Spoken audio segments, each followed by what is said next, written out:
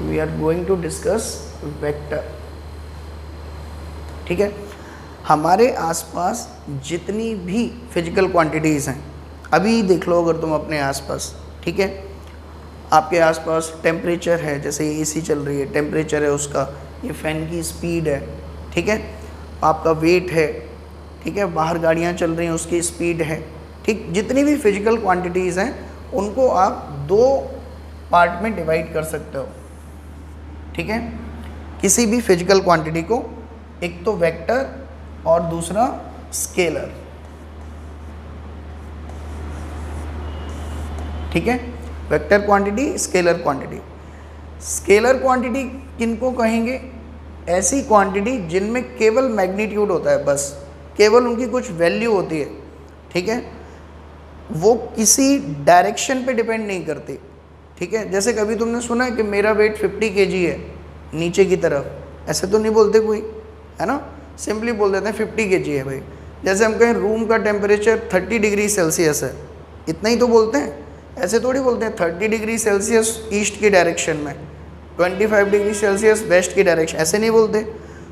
ऐसी क्वांटिटी जिनको पूरी तरह से डिफाइन करने के लिए केवल मैग्नीट्यूड की ज़रूरत होती है, केवल मैग्नीट्यूड की।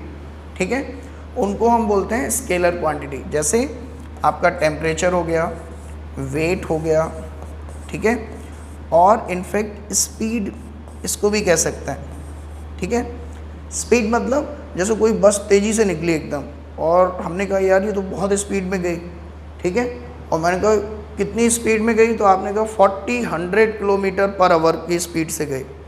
तो केवल आपको क्या पता चला कि कितनी तेज़ गई, कहाँ गई ये नहीं पता चला। ठीक है, बस स्टैंड की तरफ गई है या स्कूल की तरफ गई है ये नहीं पता। ठीक है, स्पीड में केवल आपको ये बताया जाएगा कि कितनी तेज़ दौड़ रही है वो। ठीक है ना, ये तो हो गई आपकी स्केलर क्वांटिटी। वेक्टर क्वांटिटी किनको कहेंगे? ऐसी फिजिकल क्वांटिटी जिनको पूरी तरह से डिफाइन करने के लिए आपको मैग्नीट्यूड तो चाहिए ही चाहिए, उनका वैल्यू तो चाहिए ही, है ना, उसके साथ में आपको ये भी पता होना चाहिए कि उनकी डायरेक्शन क्या है, आपको डायरेक्शन भी बतानी पड़ेगी। जैसे मैं आपसे कहूँ कि ऐसी कोई क्वांटिटी का एग्जांपल आप खुद दे सकते हैं, सोचो अपने आसपास कि जहाँ आपको ये भी बताना पड़े कि इसकी इतनी वैल्यू है और किस डायरेक्शन में है। सोचो, खुद से सोचो पहले, क्या ऐसी कोई आसपास की क्वांटिटी है डे टू डे लाइफ में? सोचो, जिसमें हमें ये भी बताना पड़े कि किस डायरेक्शन में होगा। जैसे मैं कहूँ कि मैंने उसको धक्का दिया, ठीक है, जैसे मान लो मैं आपसे कहूँ कि ये एक आदमी खड़ा है, ठीक है, यहाँ नीचे खाई है, अब मैं कहूँ मैंने इसको धक्का दिया, तो तुम डर जाओगे ना कि बोला भाई कहाँ दिया, इधर की तरफ दिया या अपनी तरफ, मतलब उसको खींचा।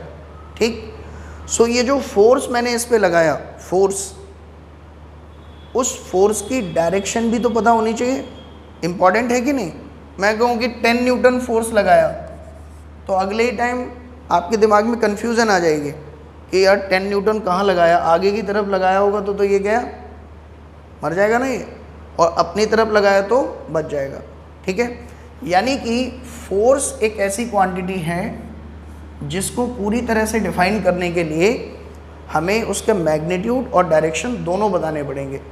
ठीक है, और कोई ऐसी क्वांटिटी, जैसे हम कहें कि जैसे घर पे ही ऐसा होता है कई बार, ठीक है, आप जा रहे हैं घर से, आपके साथ नहीं होता, जनरली लड़कों के साथ होता है, जैसे वो बाहर निकल रहे हैं, उनसे पूछा पिताजी ने, बोला बेटा कहाँ जा रहे हो, जैसे ही बाहर निकले बोले कहाँ जा रहे हो, अगर उसने ये कह दिया कि जा रहा हूँ बस मैं, तो वहीं चप्पल पड़ेगी।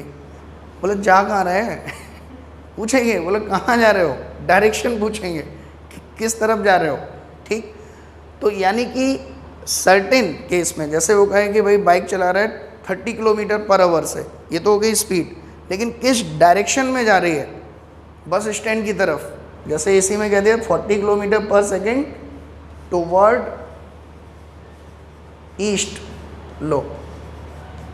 ठीक है, तो अब मैग्नीट्यूड के साथ क्या ऐड कर दिया आपने, डायरेक्शन, तो ये एक नई क्वांटिटी बन जाती है जिसको हम बोलते हैं वेलोसिटी। ये डिफरेंस क्लियर होना चाहिए, वेलोसिटी स्पीड, समझ में आया? स्पीड मतलब जा रही है बस इतनी वैल्यू से जा रही है, वेलोसिटी मतलब किस डायरेक्शन में जा रही है, ठीक है। सो ये फोर्स हो गया, वेलोसिटी हो गई, ये सब किसके एग्जाम्पल हैं, आपके वेक्टर क्वांटिटी के। अच्छा, एक कॉलम और बना रखा है मैंने, ठीक है, मतलब मैग्नीट्यूड और डायरेक्शन के अलावा एक और पॉइंट जो कि बहुत इंपॉर्टेंट है वो भी होना चाहिए, तभी हम कहेंगे कि वो क्वांटिटी क्या है, वेक्टर क्वांटिटी। जैसे अगर मैं कहूँ कि अगर कोई चीज़ में मैग्नीट्यूड भी है, डायरेक्शन भी है, तो क्या वो 100% वेक्टर होगी? आंसर इज़ नो, ठीक है। जैसे इसका एग्जांपल मान लो, आपके पास इस वायर में एक करंट आ रही है ए से बी की तरफ, और इसकी वैल्यू कितनी है, 2 एम्पियर, ठीक है। करंट तो पढ़ा है ना 10th क्लास में, ठीक है। और इस तरफ से एक करंट आ रही है 3 एम्पियर, ये, ठीक है। अभी डायरेक्शन भी है सी से बी की तरफ, मैग्नीट्यूड भी है, तो क्या करंट एक वेक्टर क्वांटिटी है? आंसर इज नो, वेक्टर नहीं है। क्यों नहीं है? उसका रीज़न क्या है कि अगर मैं एक वायर बना दूं यहाँ पर बी से डी, तो अल्टीमेटली ये दोनों करंट आकर इसमें ऐड होने वाली हैं, ठीक है। तो एडिशन हो इस दोनों करंट का कितना होगा पता है? सिंपली ये देखा गया कि 2 + 3 दैट इज़ 5 एम्पियर। इसमें जो करंट फ्लो हो रही है वो कितनी है? 5 एम्पियर।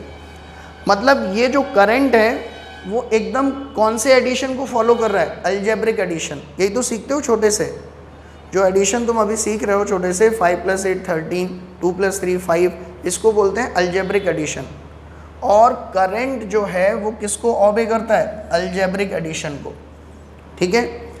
तो अगर कोई क्वांटिटी अलजेब्रिक एडिशन को फॉलो कर रही है तो वो वेक्टर नहीं हो सकती कभी, ठीक है। ये तीसरा बहुत इंपॉर्टेंट पॉइंट है। सो किसी भी क्वांटिटी को वेक्टर होने के लिए क्या चीज़ें चाहिए? मैग्नीट्यूड, डायरेक्शन, एंड तीसरा पॉइंट है इट शुड नॉट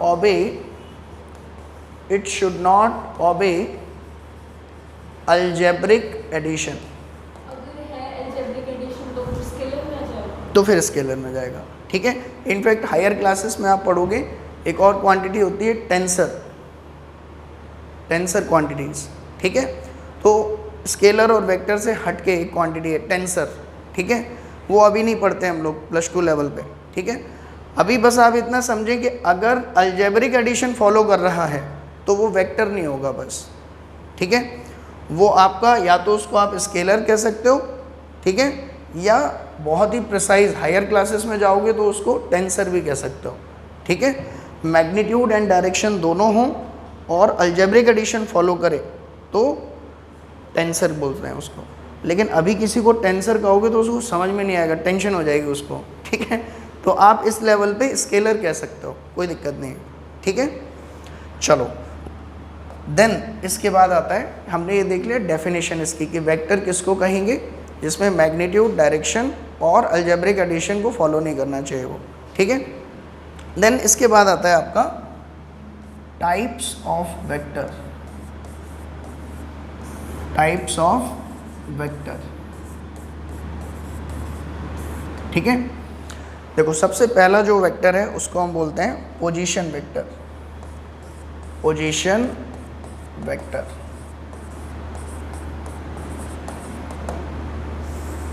ठीक है।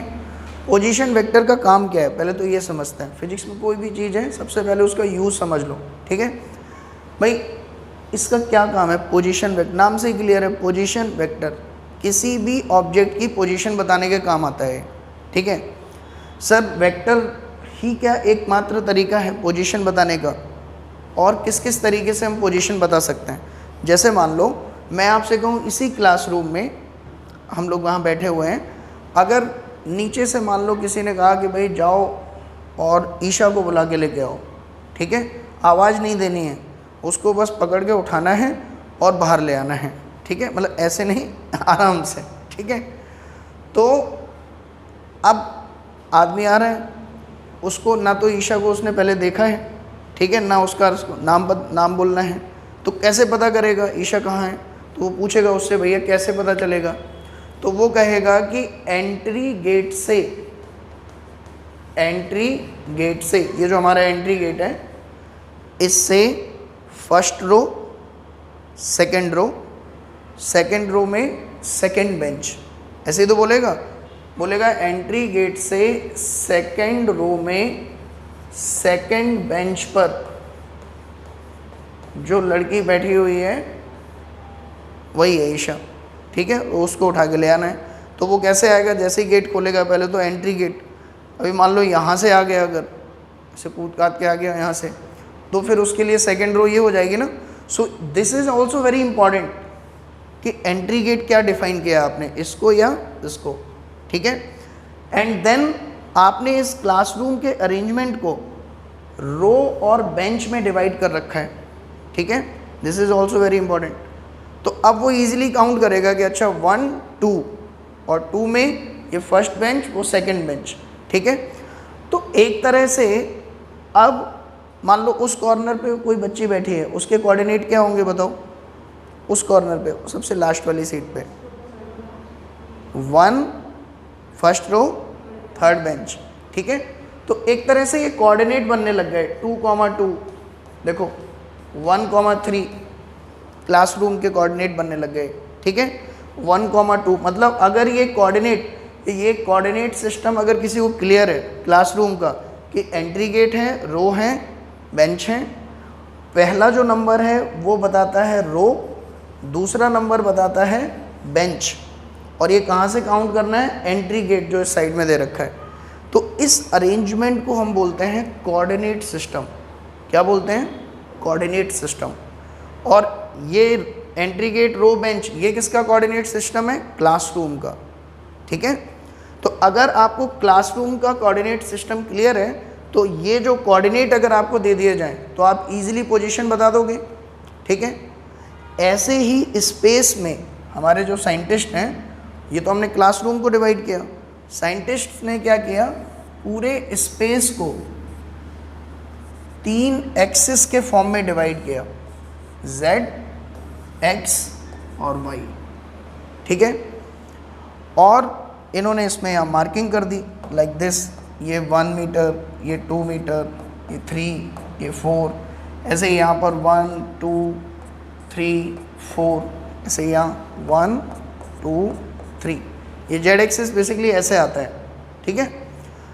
तो अब अगर मैं आपसे कहता हूँ कि भाई इस स्पेस में ये पॉइंट पता करो 2, 3, 0, ठीक है, 2, 3, 0, बताओ ये पॉइंट कहाँ है इस स्पेस में? तो कैसे पता करोगे आप? सबसे पहला कोऑर्डिनेट होता है आपका x कोऑर्डिनेट, दूसरा होता है y कोऑर्डिनेट और तीसरा होता है z कोऑर्डिनेट, ठीक है। तो x कोऑर्डिनेट कैसे पता करेंगे बताओ? कितना जाना है x के अलोंग? 2, ठीक है। और चलना कहाँ से है?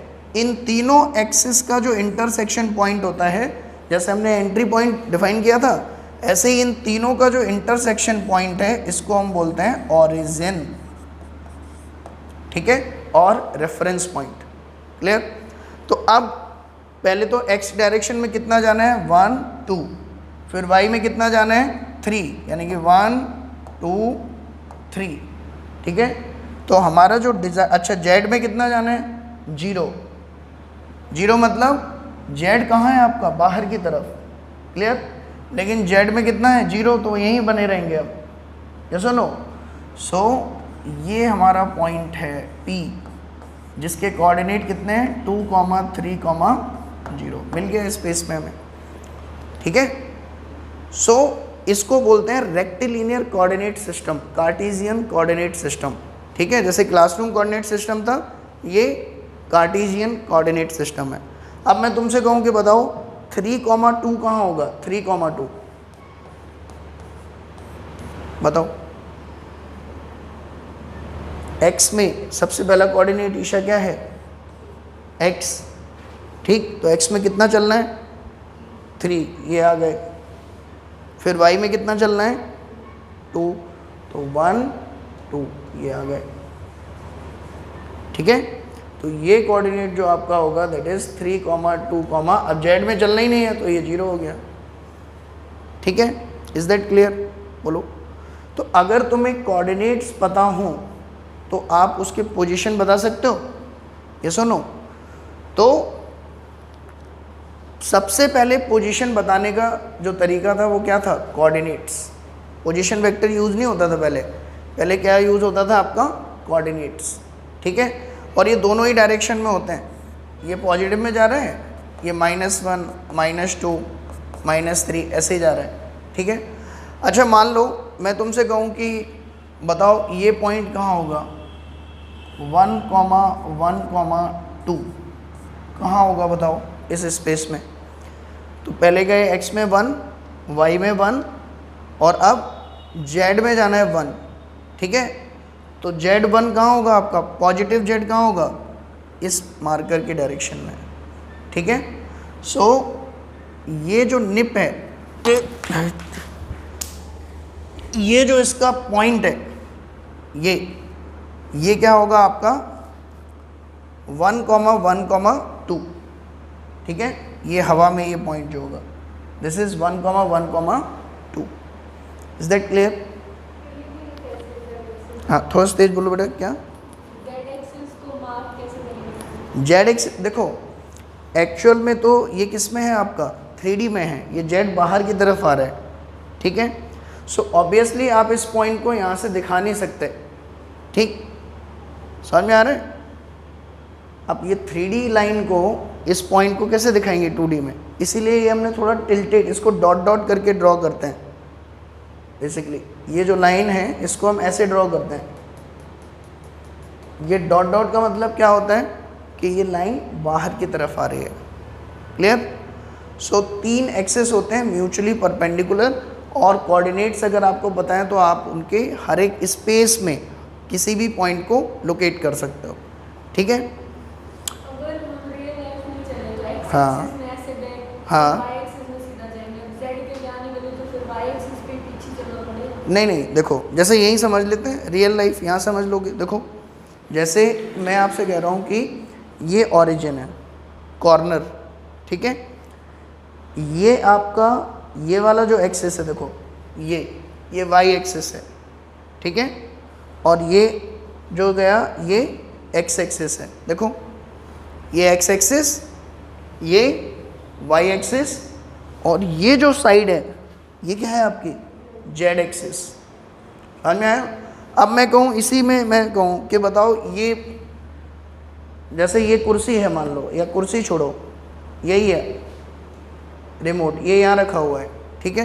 मैं कहूँ इसके कोऑर्डिनेट बताओ, तो कैसे मेज़र करोगे? देखो पहले तो आप x में चलोगे तो ये 1 2, ठीक है। x कोऑर्डिनेट कितना हो गया इस रिमोट का? 2। फिर y में चलोगे, y कहाँ है तुम्हारा? ये ऊपर, तो यहाँ से कितना? लगभग 1 2, ठीक है, 2 हो गया। अब कहाँ जाना पड़ेगा? इस डायरेक्शन में ना, तो लगभग ये 1 2, तो तीनों एक्सिस में 2 2 चले, तो इसका कोऑर्डिनेट लगभग कितना आएगा? 2, 2, 2। समझ में आया? बोलो। सो इस तरह से स्पेस में हम किसी भी चीज़ के कोऑर्डिनेट अब बता सकते हैं, ठीक है। कहीं पर भी कुछ भी रखा हुआ है, बस सबसे पहले आपको क्या डिफाइन करना पड़ेगा? Origin. That is very important, कि मैं इसको ओरिजिन मानकर इसके कोऑर्डिनेट बता रहा हूँ। कोई हो सकता है उस कॉर्नर को ओरिजिन मान ले, तो उसके कोऑर्डिनेट बदल जाएंगे, ठीक है। चलो फिर इसमें प्रॉब्लम क्या हुई? सर ठीक तो चल रहा था, पोजीशन बताना, वेक्टर की ज़रूरत क्यों पड़ी? अब मान लो इसी रूम में ये बेंच रो ये सिस्टम ही नहीं होता, एकदम भरे होते बच्चे इसमें, ठीक है। ऐसे जैसे मंदिरों में भीड़ होती है ना, एकदम रैंडमली सब अरेंज्ड हैं इस तरह से, लाइक दिस, ऐसे, है ना। और ना तो कोई रो दिख रही है ना कोई कॉलम दिख रहा है, ठीक है, एकदम। तो फिर बताओ यहाँ से कैसे बताते हैं हम कि भाई कोई बच्ची कहाँ बैठी हुई है? है ना। किसी को अगर पोजीशन बतानी हो, यहाँ से खड़ा होकर मैं कैसे बताऊँगा ईशा कहाँ बैठी है, मैं कहूँगा सेकंड रो में सेकंड बेंच, ऐसे तो बताऊँगा। लेकिन मान लो एकदम भीड़ हो पूरी, फिर कैसे बताओगे? फिर मुझे यहाँ से एक डंडा उठाना पड़ेगा और उस डंडे से ऐसे उसको टच करके दिखाना पड़ेगा, बोला ये है ईशा, ऐसे करना पड़ेगा कि नहीं? ऐसा नो, हाथ तो जाएगा नहीं इतनी दूर तक, तो मुझे कोई स्टिक वगैरह से ऐसे टच करके बताना पड़ेगा, बोला ये ईशा है।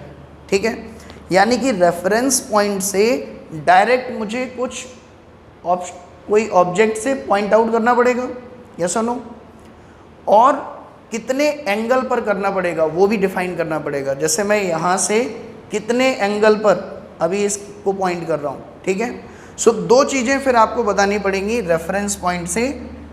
मान लो इसको डिफाइन करना है, तो इसको पॉइंट आउट करना है, तो ये डिस्टेंस और कितना एंगल है, ये दो चीज़ें डिफाइन करनी पड़ेंगी। क्लियर? सो अब ध्यान से देखो, दो चीज़ें हैं, एक तो मैग्नीट्यूड की कितनी डिस्टेंस पर है, मान लो ये 2 मीटर है। ठीक है, तो 2 मीटर पे तो ये भी है, 2 मीटर पर ये भी है। ठीक है, तो एक तो डिस्टेंस बतानी पड़ेगी, दूसरा डायरेक्शन भी बतानी पड़ेगी कि किस डायरेक्शन में है। ठीक है, सो अगर मुझे इस तरह की सिचुएशन में पोजीशन बताना है तो मुझे दो चीज़ें चाहिए पोजीशन बताने के लिए। एक तो कितनी डिस्टेंस पर है, रेफरेंस पॉइंट से कितनी डिस्टेंस पर है, और किस डायरेक्शन में है। यस और नो, बोलो। तो अगर मैग्नीट्यूड भी हो और डायरेक्शन भी हो तो फिर उस क्वांटिटी को हम क्या बोल देते हैं? वेक्टर। तो फिर हमने यहाँ पर डिफाइन की एक नई vector, that is called position vector. ठीक है, जिसमें मैग्नीट्यूड भी होगा और डायरेक्शन भी होगी। ठीक है, तो स्पेस में लेट अस सपोज आपके पास पोजीशन वेक्टर अब कैसे ड्रॉ करेंगे? देखो, ये आपका एक्स एक्सिस है, ये वाई एक्सिस है, और मान लो ये पॉइंट है P। ठीक है, मैं कहूँ कि बताओ पॉइंट P का पोजीशन वेक्टर क्या होगा? पॉइंट P का पोजीशन वेक्टर, तो आप इसको ड्रॉ करोगे पोजीशन वेक्टर को इस तरह से। ये आपका रेफरेंस पॉइंट है, ओरिजिन, सीधा सीधा इसको मिला दोगे इससे, बस। ठीक, तो डायरेक्शन कहाँ होगी इसकी? डायरेक्शन ओरिजिन से पॉइंट की तरफ, लाइक दिस। ठीक है, और मैग्नीट्यूड क्या होगा इसका? ओरिजिन से इस पॉइंट तक की डिस्टेंस, मान लो ये है 4 मीटर। ठीक है, तो वी विल से कि ये जो वेक्टर रेड कलर में ड्रॉ किया है, इसको मैंने नाम दे दिया, इसको लिखते कैसे हैं? R vector, like this. ठीक है, position vector of point P is denoted by, लो ऐसे लिख दिया, RP वेक्टर। ठीक है, अब इस वेक्टर में दो चीज़ें हैं, डायरेक्शन एंड मैग्नीट्यूड। तो मैग्नीट्यूड की अगर हम बात करें, मैग्नीट्यूड बेसिकली क्या होगा? Magnitude of this position vector अगर मैं कहूँ तो that is 4 metre length of the vector. Clear? और इसका सिंबल क्या होता है? मैग्नीट्यूड ना लिखने के बजाय आप ऐसे भी लिख सकते हो, ये दो डंडे क्या बता रहे हैं आपको? Magnitude of the vector, that is length of the vector. Clear? अच्छा, इसके बाद डायरेक्शन क्या होगी इसकी अगर हम बात करें? डायरेक्शन, तो it is from origin to that point, from origin to that point. Clear? So ये इसकी डायरेक्शन हो गई, ये इसका मैग्नीट्यूड हो गया। मान लो मैं आपसे कहता कि ये पॉइंट दे रखा है, पॉइंट P। ठीक है, इसका पोजीशन वेक्टर ड्रॉ करो। कैसे करोगे? सीधा इसको मैच करना है, ये आपने वेक्टर बना दिया। ठीक है, ये एरो जहाँ लगा होता है उसको हम बोलते हैं हेड। ठीक है, और जहाँ ये पॉइंट है इसको हम बोलते हैं टेल। वेक्टर की हेड और टेल ये पता होना चाहिए। ठीक है, सो ये पोजीशन वेक्टर हैं, इनकी लेंथ मान लो ये 3 मीटर है, तो इसका मैग्नीट्यूड कितना आ जाता बताओ? अगर ये पॉइंट B होता मान लो, तो पोजीशन वेक्टर क्या लिखते? RB वेक्टर, और मैग्नीट्यूड ऑफ RB वेक्टर कितना आ जाता बताओ? 3। ठीक है ना, it is the length of the vector that is 3 metre. So position vector draw कर लेंगे, कोई भी पॉइंट दे दिया जाए तो, ठीक है, उसका मैग्नीट्यूड क्लियर है, क्या सिंबल का मतलब है। देन इसके बाद नेक्स्ट होता है आपका यूनिट वेक्टर। यूनिट वेक्टर, देखो यूनिट से नाम ही क्लियर हो रहा है, जिसका मैग्नीट्यूड 1 हो उसी को हम क्या बोलेंगे, यूनिट वेक्टर। ठीक है, डायरेक्शन कुछ भी हो सकती है, बस मैग्नीट्यूड क्या होना चाहिए, 1। ठीक, जैसे मान लो तुम्हारे सामने ये y, ये x और ये पॉइंट है एक, मान लो A। मैं कहूँ इसका पोजीशन वेक्टर ड्रॉ करो, तो पोजीशन वेक्टर तो क्या हो जाएगा, सिंपल दिस वन। ठीक है, और इसको हम कैसे लिख सकते हैं, RA वेक्टर, ऐसे लिख सकते हैं। अब मैं तुमसे कह रहा हूँ कि draw a unit vector, draw a unit vector along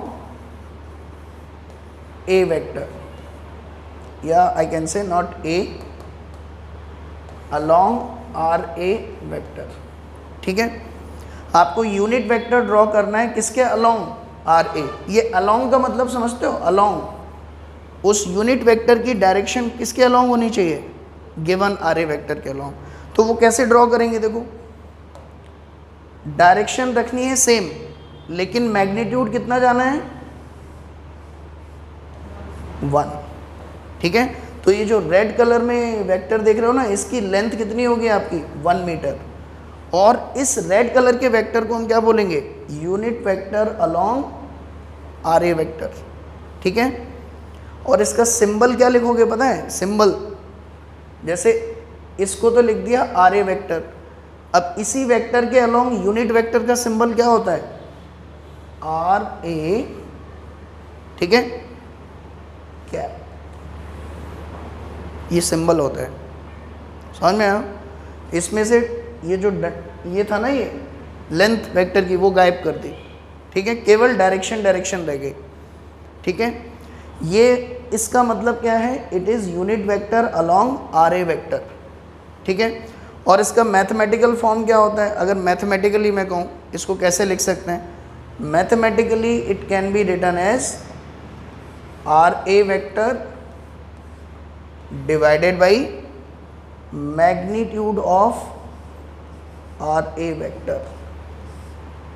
ठीक है, इज दैट क्लियर।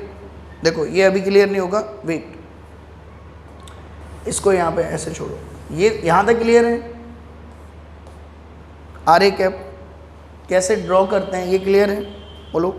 ठीक है, अब देखो अगर कभी भी तुम्हें कोई वेक्टर, जैसे तुम मान लो, ठीक है, कोई भी इंसान होता है, उसको हम कैसे डिफाइन करते हैं बताओ, नाम कैसे लिखते हैं उसका। मान लो मुझे लिखना है ईशा। ईशा पूरा नाम क्या है आपका, है बेटा, ईशा एलावत यादव, है ना। तो ईशा के पूरे नेम को हमने 2 पार्ट में लिखा, एक तो उसका खुद का नाम और एक सरनेम। ठीक है, अब ईशा का कोई भाई भी है, मान लो बहन है ईशु यादव। ठीक है, तो ये चीज़ तो दोनों में सेम रही, ये डिफरेंट हो गई। ठीक है, सिमिलरली किसी भी वेक्टर को, जैसे ये कोई वेक्टर है A वेक्टर, इसमें क्या चीज़ें हैं बताओ, एक तो मैग्नीट्यूड, एक डायरेक्शन। तो इसको हम ऐसे लिख सकते हैं, मैग्नीट्यूड तो लिखा अलग, ठीक है, ऐसे, और डायरेक्शन को किसी भी वेक्टर की कैसे डिनोट करते हैं, A कैप, उसके अलोंग यूनिट वेक्टर से। ठीक है, किसी भी वेक्टर को मैं इस तरह से लिख सकता हूँ, उसका मैग्नीट्यूड मल्टीप्लाइड बाई द उसकी डायरेक्शन। ठीक है, सो यहाँ से आई कैन से कि A vector is equal to magnitude of A into unit vector along that vector. ठीक है, so now I can say A cap is equal to A vector divided by magnitude of A। ठीक है, ये clear है, done. चलो अब कुछ special unit vector होते हैं, कुछ स्पेशल यूनिट वेक्टर, ठीक है।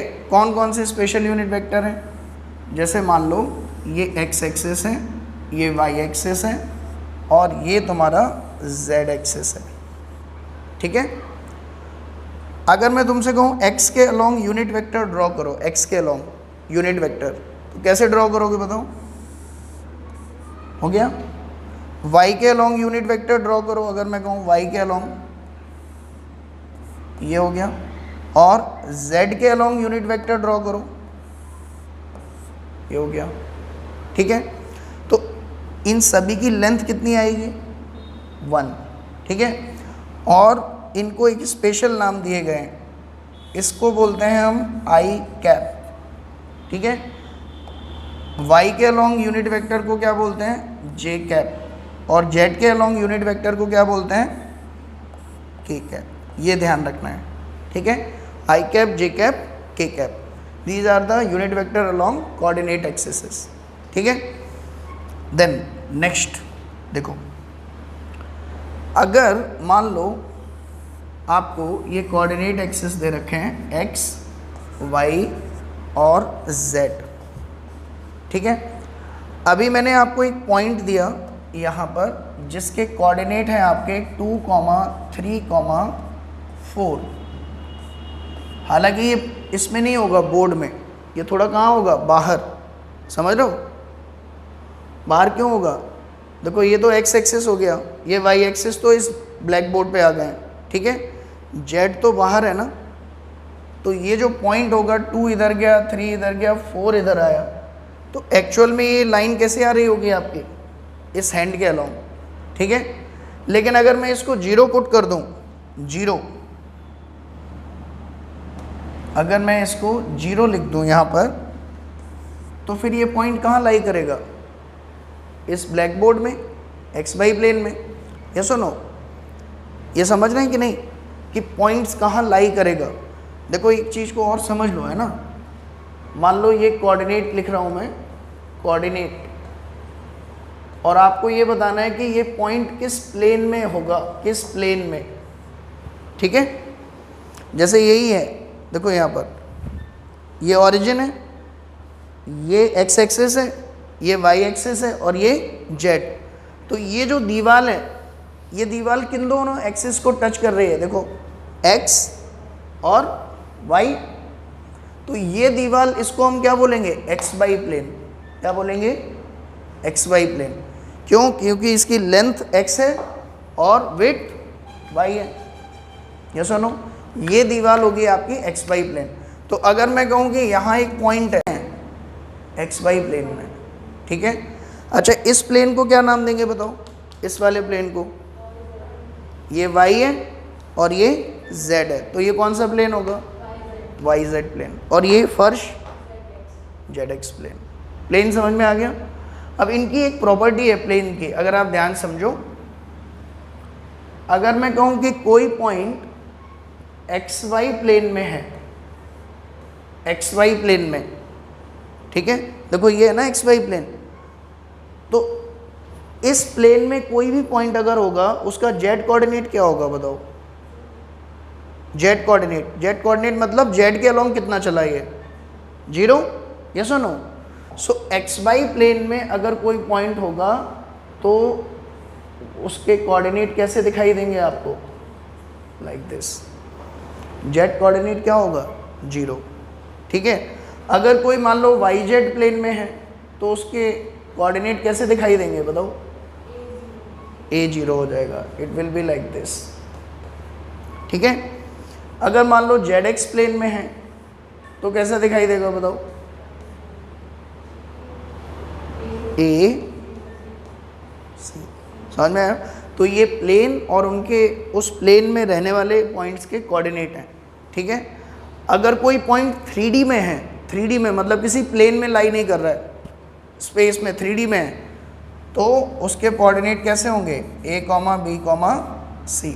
मतलब इन तीनों दीवार में को छोड़कर, फर्श को, इसको छोड़कर, मान लो हवा में है कोई पॉइंट, ये फ़ोन है अभी मान लो, ठीक है, तो इसके कोऑर्डिनेट कैसे होंगे? A, B, C, तीनों नॉन जीरो, ठीक है।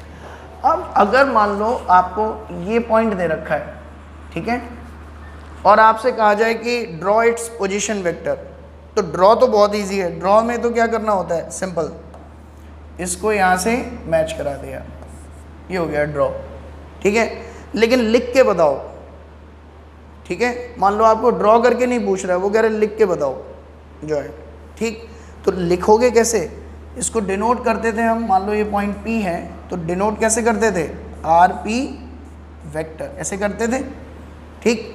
अब इसको लिखते कैसे हैं, ध्यान से समझो, x coordinate multiplied by unit vector along x, ऐसे ही y coordinate multiplied by unit vector along y, z coordinate multiplied by unit vector along k। ये फॉर्मूला है लिखने का, ठीक है। तो अब बताओ जरा क्या बन जाएगा, ये बताओ, RP vector is equal to x coordinate कितना है 2, तो 2i cap plus 3j cap plus 0k cap. Clear है, बोलो।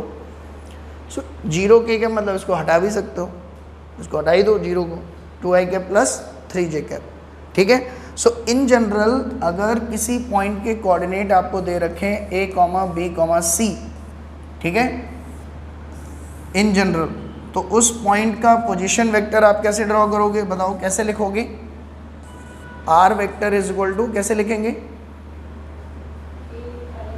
a i cap plus b j cap plus c k cap, ठीक है। समझ में आ गया, इस तरह से लिखते हैं, ठीक। अच्छा ये तो हो गया। अगर ये भी पूछ लिया जाए कि उसका मैग्नीट्यूड क्या होगा, बताओ वेक्टर का, जो अभी तुमने ये ड्रॉ करना सीख गए थे ना, ये ड्रॉ कर दिया, अब तुमसे ये पूछने लग जाए कि बताओ मैग्नीट्यूड क्या होगा। मैग्नीट्यूड क्या होता है, ऑरिजिन से यहाँ तक की डिस्टेंस। तो इसका मैग्नीट्यूड का जनरल फॉर्मूला है जो आपको ध्यान रखना है, magnitude of R vector is equal to root under इस आई कैप के कॉफिशिएंट में जो भी है A square plus J cap के कॉफिशिएंट में जो भी है बी स्क्वायर, के कैप के कॉफिशिएंट में जो भी है, ठीक है। ये होता है मैग्नीट्यूड, ठीक है, ऑरिजिन से उस पॉइंट की डिस्टेंस, ठीक है। क्लियर है, बोलो। अच्छा अब अगर मैं तुमसे एक सिंपल सा क्वेश्चन पूछूं, बहुत ही सिंपल सा, बताओ position vector of A point is 2i cap plus 3j cap plus 4k cap, ठीक है, ये दे रखा है। अब आपसे वो ये कह रहा है कि find out the magnitude of this position vector, कितना होगा, कितना होगा बताओ, पहली चीज। दूसरा, draw position vector, draw position vector, ठीक है। तो मैग्नीट्यूड तो बहुत इजी है, क्या करना है, 2 का स्क्वायर प्लस 3 का स्क्वायर प्लस 4 का square, that is 29, root 29। Draw कैसे करेंगे, ड्रॉ भी बहुत इजी है, सोच के बताओ। x में कितना जाना है आगे 2, y में कितना जाना है 3, z में कितना जाना है 4, तो इस ऑरिजिन से इस 4 को मिलाने वाला है, ये हो गया पोजीशन वेक्टर। अब ड्रॉ नहीं कर सकते तुम, ठीक है, क्योंकि ये 3D में है, अब पेपर पे तो 2D में लिखोगे, यस और नो। देखो वैसे तो ऐसे पूछेगा नहीं, और मान लो अगर पूछ दे, ठीक है, कि ड्रॉ करो, तो ऐसे कर दिया करो, देखो, क्योंकि 3D को कैसे ड्रॉ करोगे आप, ये x है, ये y है, अब उसको फिर ऐसे दिखाओ, ठीक है, ये क्या है तुम्हारा z, और अगर पूछ दे तो डॉट डॉट करके दिखाना है। ये डॉट डॉट का मतलब समझ रहे हो कि ये इस एक्स वाई प्लेन में नहीं है, हवा में उठी हुई है, ऐसे लाइक दिस, ठीक है। सो अगर पूछ ही दे तो फिर आप ऐसे ड्रॉ करके बता सकते हो, ठीक है, ओरिजिन से उसकी डिस्टेंस कितनी है, √29 पॉइंट P, ठीक है, क्लियर है, बोलो। अच्छा, मैंने अभी थोड़ी देर पहले एक फॉर्मूला बताया था तुम्हें, unit vector along A vector, क्या बताया था, R vector divided by magnitude of R vector, ये बताया था, बोलो। तो अब अगर मैं तुमसे कहूँ कि लेट अस सपोज ये एक पॉइंट है 2,2,2, ठीक है, ये इसका पोजीशन वेक्टर है, ठीक है, हो गया ये। इनफैक्ट इसको कैसे ड्रॉ करोगे बताओ, डॉट डॉट करके। क्यों कर रहा हूँ डॉट डॉट करके बताओ, क्योंकि जेड कोऑर्डिनेट भी आ गया है ना।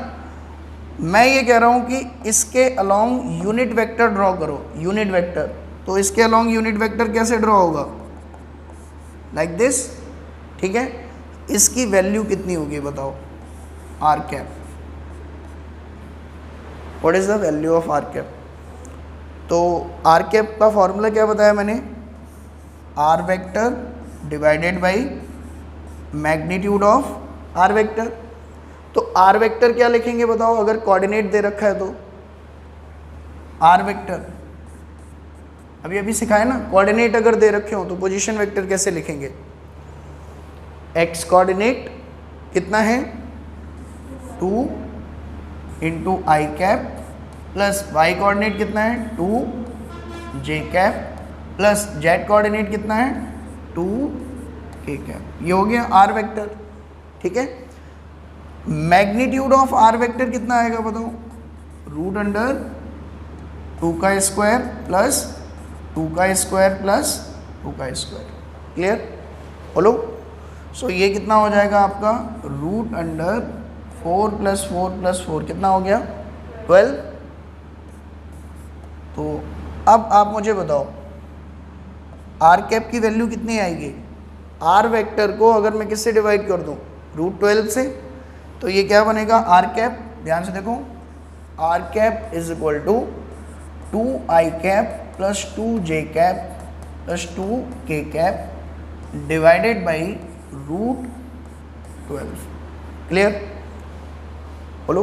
अब इसको एक एक अलग अलग करके मल्टीप्लाई कर दो, ये कितना बनेगा 2/√12 आई कैप 2/√12 जे कैप प्लस 2/√12 के कैप, क्लियर है, बोलो। This is your unit vector. Unit vector का मैग्नीट्यूड 1 होता है। अगर मैं इसका मैग्नीट्यूड कहूँ तुमसे, मैंने क्या बताया था, यूनिट वेक्टर क्या होता है 1, यस और नो। तो अगर मैं कहूँ कि इस वेक्टर का मैग्नीट्यूड कैलकुलेट करो, तुम चेक करके देखो इस वेक्टर का मैग्नीट्यूड क्या आएगा बताओ, आई कैप का जो भी कॉफिशिएंट है उसका स्क्वायर, देखो ये फॉर्मूला था ना, आई कैप के कॉफिशिएंट का स्क्वायर प्लस जे कैप के कॉफिशिएंट का स्क्वायर प्लस के कैप के कॉफिशिएंट का स्क्वायर, तुम चेक भी कर सकते हो। तो इसका स्क्वायर करोगे तो क्या मिलेगा 4/12, इसका स्क्वायर करोगे कितना मिलेगा 4/12, इसका स्क्वायर करोगे तो 4/12, ऐड करना जरा कितना आएगा 1 आ जाएगा ना, यानी कि ये सही है हमारा, ठीक है। सो अगर तुम्हें कोऑर्डिनेट दे रखे हैं किसी पॉइंट के, तो अब हम क्या क्या करने लग गए हैं, पोजीशन वेक्टर ड्रॉ करने लग गए हैं, उसको लिखना सीख लिया है, उसके अलोंग यूनिट वेक्टर को ड्रॉ करना सीख लिया है, और यूनिट वेक्टर का एक्सप्रेशन कैसे लिखना है वो भी सीख लिया है, ठीक है। एक सिंपल सा क्वेश्चन मैं देता हूँ, if A vector is equal to ai cap plus 2j cap plus 4k cap, ये एक वेक्टर दे रखा है, ठीक है, जिसमें ये स्मॉल a क्या है अननोन, ठीक है। Find the value of a if a vector is a unit vector।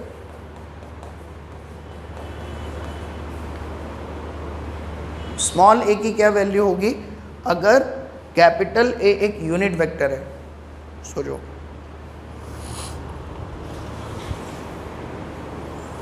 Unit vector है तो उसकी प्रॉपर्टी क्या होती है, मैग्नीट्यूड विल बी 1। सो क्या लिखोगे, magnitude of A vector should be equal to 1, है ना, है ना। तो इसका मैग्नीट्यूड क्या होगा, root under A square plus 4 plus 16, तो ये कितना आ जाएगा 20 plus A square, this should be equal to 1, है ना। अभी देखना, ध्यान समझो, ये किसके इक्वल आना चाहिए, 1 के। तो यहाँ पे ये कितना हो जाएगा, A square plus 20 is equal to 1। तो A square is equal to 1 minus 20, तो ए स्क्वायर कितना आ गया -19।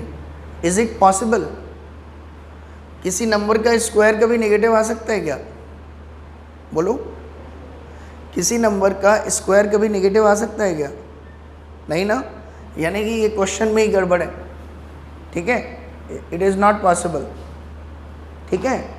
सो कभी कभी ऑप्शन दे देते हैं ऐसे, ये तो मैंने सब्जेक्टिव पूछ लिया, ठीक है। जैसे मान लो मैं इसमें ऑप्शन देके ऐसा बनाता question, the value of small A if A is unit vector, पहला ऑप्शन देता 1, सेकेंड ऑप्शन देता 2, थर्ड ऑप्शन देता 4, फोर्थ ऑप्शन देता नॉट पॉसिबल, ठीक है। कौन सा आंसर आता, फोर्थ वन, ठीक है, ऑब्जेक्टिव में पूछ लेता कई बार। अच्छा, अगर मैं ऐसे कह देता, मान लो A vector is equal to A I cap plus 1/√3 J cap plus 1/√3 K cap. अब बताओ what is the value of A if A is a unit vector. अब बताओ इसमें 1/√3 अगर दे रखा होता तो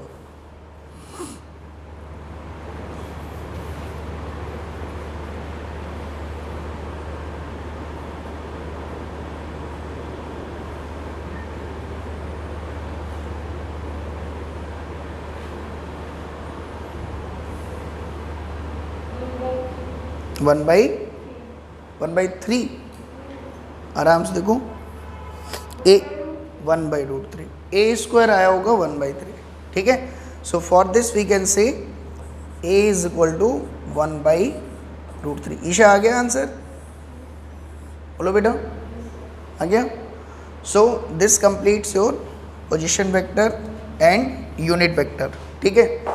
अब कुछ जनरल ऑपरेशंस हैं वेक्टर्स के ऊपर, जैसे मान लो ये आपका एक वेक्टर है ए वेक्टर, अगर मैं कहूँ ए वेक्टर ऐसा है तो बताओ 2 इंटू ए वेक्टर कैसा होगा, 2 से मल्टीप्लाई कर दिया +2 से, ठीक है। तो देखो डायरेक्शन पे कोई फ़र्क नहीं पड़ेगा, ठीक है, अगर पॉजिटिव नंबर से मल्टीप्लाई कर रहे हो तो, ठीक है, लेकिन मैग्नीट्यूड कितने टाइम्स हो जाएगा, 2 टाइम्स। सो अगर मैं आपसे कहूँ कि ये आपका वेक्टर है तो 2a वेक्टर कैसे ड्रॉ करोगे, magnitude will be just double, ठीक है, and direction will be same, ठीक है, अगर पॉजिटिव नंबर से मल्टीप्लाई किया है। यहीं अगर मैं आपसे कहता कि लेट अस सपोज ये आपका b वेक्टर है, what is the value of -2b vector, तो क्या होता, मैग्नीट्यूड डबल होता लेकिन डायरेक्शन क्या हो जाती, चेंज। तो ये कैसा बनता है आपको पता है, it will be like this, ठीक है। अभी देखो ये वाले का मैग्नीट्यूड क्या है, इसके साथ जस्ट डबल, लेकिन ये उधर जा रहा है, ये इधर आएगा। तो पॉजिटिव नंबर से डायरेक्शन सेम रहती है, नेगेटिव नंबर से डायरेक्शन रिवर्स हो जाती है, ठीक है। आप डिवाइड भी कर सकते हो, जैसे मैं कहूँ ये आपका ए वेक्टर है तो a वेक्टर बाई 2 कितना होगा, तो a वेक्टर बाई 2 होगा दिस वन, ठीक है। तो ये नंबर से मल्टीप्लिकेशन क्लियर होना चाहिए, ठीक। दूसरा, अगर मान लो आपसे मैं कहूँ कि ये एक वेक्टर है a, ठीक है, इसको मैं इसी के पैरेलल शिफ्ट करूँ, अगर पैरेलल मतलब कि इसको ऐसे शिफ्ट कर दिया मैंने लाइक दिस, देखो ना तो इसकी लेंथ को चेंज किया और ना इसकी डायरेक्शन को चेंज किया, देखो ऐसा था ऐसा ले आया, ठीक है। यानी कि जो इसकी लेंथ थी वही है अभी भी, जो इसकी डायरेक्शन थी वही डायरेक्शन अभी भी है इसकी, ठीक है। तो ये जो नया वेक्टर, अब वेक्टर में होता क्या है, मैग्नीट्यूड और डायरेक्शन दोनों ही सेम है, तो वी कैन से इस वेक्टर को भी हम क्या नाम देंगे, ए वेक्टर, कोई डिफरेंस नहीं है दोनों में, ठीक है। मान लो मैं इसको पकड़ के ऐसे ले आता नीचे लाइक दिस, ऐसे ले आता मान लो, तो ये वेक्टर कौन सा होगा आपका, ए वेक्टर। समझ में आया, पैरेलली शिफ्ट करने से कोई फर्क नहीं पड़ता, ठीक। सो ये शिफ्टिंग ऑफ द वेक्टर हो गया आपका, ठीक है। कंटिन्यू करें आगे, ऊपर से तो नहीं जा रहा है अभी, कोई दिक्कत नहीं है अभी, ठीक है, वेरी गुड। चलो सो ये जनरल हमने मैनिपुलेशन सीख ली, वेक्टर्स की, वेक्टर क्या होते हैं, कैसे होते हैं, कितने टाइप के होते हैं, ठीक है। Next important thing is vector addition, vector addition,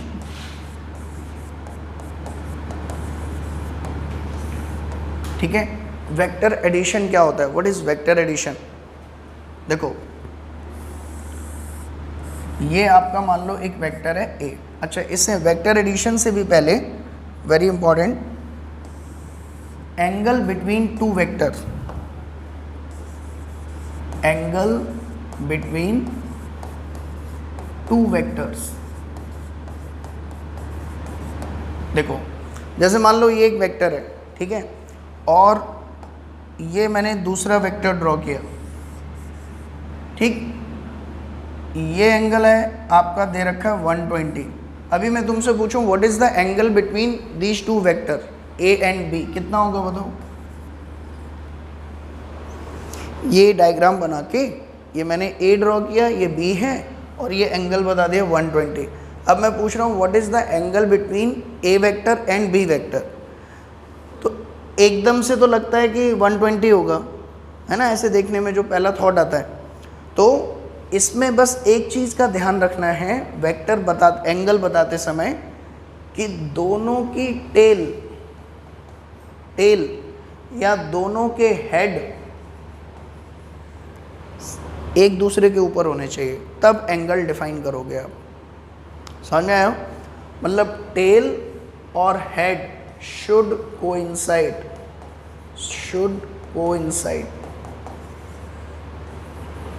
ठीक है। तो क्या अभी कर रहे हैं ये कोइंसाइड, बताओ, इसका टेल है और इसका हेड है, एक दूसरे पे मिल रहे हैं, तो क्या अभी ये एंगल सही है, आंसर इज नो, ठीक है। क्या टाइम हो गया, बज गया, क्या टाइम हो गया,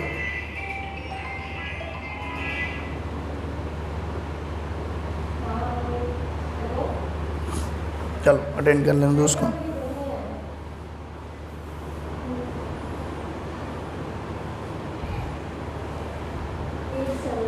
कितना हो गए, 617 हो गए, ओहो, चलो ठीक है, ठीक है। सो बस इसको यहीं पे कंक्लूड करते हैं। ये एंगल अभी ठीक नहीं है, आपको क्या करना पड़ेगा, दोनों के टेल क्या करने पड़ेंगे, मैच। दोनों के टेल मैच कब होंगे बताओ,